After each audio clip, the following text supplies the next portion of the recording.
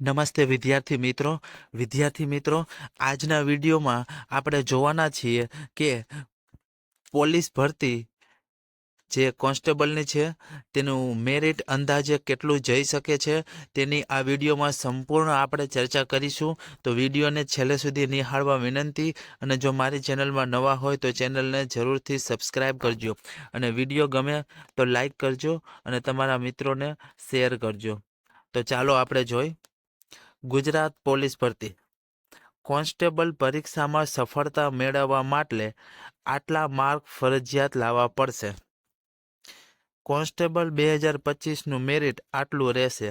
તો વિદ્યાર્થી મિત્રો, કેટલું મેરિટ રહેશે અંદાજે, જેને આપણે વિડીયોમાં ચર્ચા કરવાના છીએ. તો ચાલો આપણે વિડીયો આગળ જોઈ. જેમાં પાર્ટ એ આપણે જોઈ, જેમાં ટોટલ માર્ક કેટલા છે. પાર્ટ એમાં 80 માર્ક છે. તેમાં ફરજિયાત 40% પાસિંગ માર્ક છે, એટલે કે 32 માર્ક ફરજિયાત પાર્ટ એમાં લેવા પડશે. અને એક્સપેક્ટેડ કેટલા માર્ક આપણે રાખી શકીએ, તેમાં 50 થી 55 માર્ક પાર્ટ એમાં તમારે ખેંચવા પડશે. ત્યાર પછી પાર્ટ બી જોઈ. પાર્ટ બીમાં ટોટલ માર્ક 120 છે, જેમાં 40% મિનિમમ પાસિંગ માર્ક છે, જેમાં 48 માર્ક ફરજિયાત પાર્ટ બીમાં લેવા પડશે. ત્યાર પછી આમાં એક્સપેક્ટેડ કેટલા માર્ક કરી શકીએ, તેમાં 85 થી 90 માર્ક ફરજિયાત પાર્ટ બીમાં ખેંચવા પડશે. ત્યાર પછી આપણે જોઈ મેરિટ જોઈ.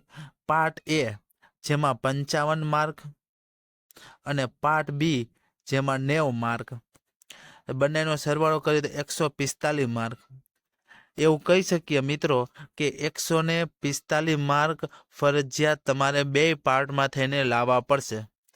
અંદાજે એવું કહી શકીએ કે 10 માર્ક વધી શકે અને 10 માર્ક ઘટી પણ શકે, એટલે કે આમાં 10 પ્લસ કરીએ તો 155. તો વિદ્યાર્થી મિત્રો, ફાઇનલ મેરિટમાં તમારે આવું હશે તો 155 માર્ક ફરજિયાત બે પાર્ટના થઈને જોશે. જે ચાલુ ભરતીમાં કોમ્પિટિશન ખૂબ વધારે હોવાથી 155 અથવા 160 માર્કે ફરજિયાત તમારે જોવું પડશે. તો વિદ્યાર્થી મિત્રો, પાર્ટ એ અને પાર્ટ બી બંનેમાં જોયું 50 થી 55 અને 85 થી 90 ફરજિયાત માર્ક લાવવા પડશે જો મેરિટમાં આવું હશે તો. ત્યાર પછી વિદ્યાર્થી મિત્રો, 155 માર્કનો ટાર્ગેટ લઈને મહેનત કરજો, કારણ કે કોમ્પિટિશન ખૂબ વધુ હોવાથી 155 અથવા 160 મેરિટ જઈ શકે છે.